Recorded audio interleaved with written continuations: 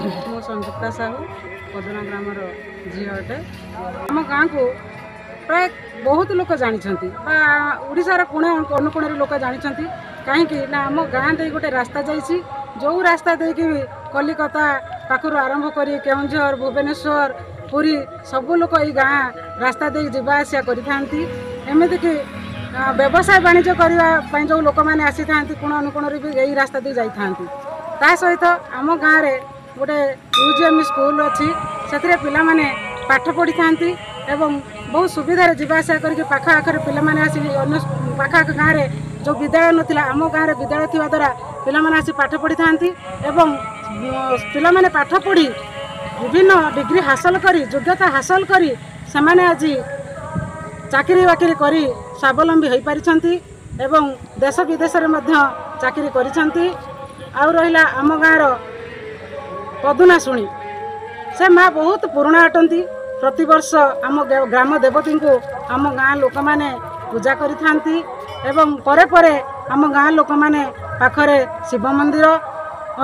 को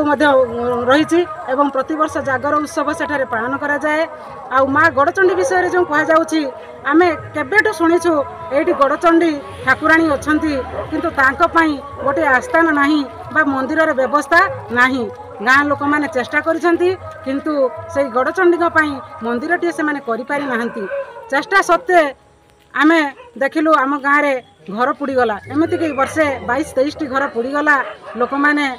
भयभीत हो गले एवं तार प्रतिकार करने प्रति वर्ष यज्ञ करथिले एवं सही यज्ञ आज आसी 30 वर्ष पदार्पण कलानी एवं आम आखपाखर लोक मैंने आसी एठारे एकजुट होती एठारे संध्या बेले आध्यात्मिक कार्यक्रम चली थाए एवं यही आध्यात्मिक परिवेश भितर समस्ते मज्जी जाइथांती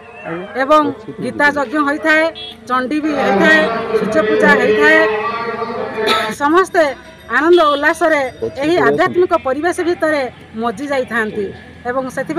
मते बहुत खुशी लगे आम गाँ को नहीं आम गाँव लोक मान को नहीं मु गर्व अनुभव करे। आम गाँ लोक मैंने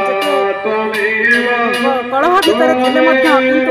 ठीक कण समय परस्पर को समस्ते साहाय्य करती सहयोग करती एवं प्रत्येक उत्सव से आनंदित होई सब काम आगभर हो जाती एवं से कार्य को सुखरे शांति आनंद समापित करि। मो ना विश्वनाथ साहू आम पदना ग्रामवासी आम गाँ टी बालेश्वर जिला खैरा ब्लॉक बर्तना ग्राम पंचायत अवस्थित। आम गाँव विशेषतः कौन आम गाँव किसी लोग चाषबास उपर डिपेंड कर चलती आउ किसी लोग आजिका डेट्रे जेहेतु 5G आमर आसिक है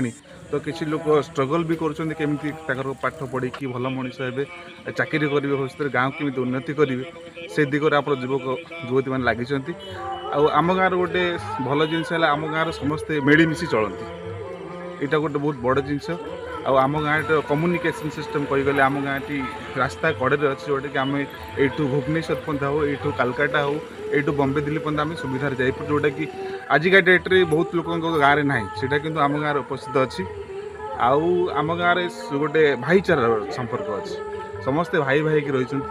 आ पॉलिटिक्स कथा कहले पॉलिटिक्स रे भी आम गाँव किसी लोक अच्छा जो मैंने कि पॉलिटिक्स रे भी आगे चली सरकारी स्तर में बर्तमान तो विशेष आम गाँव बेसिक चाकरी करना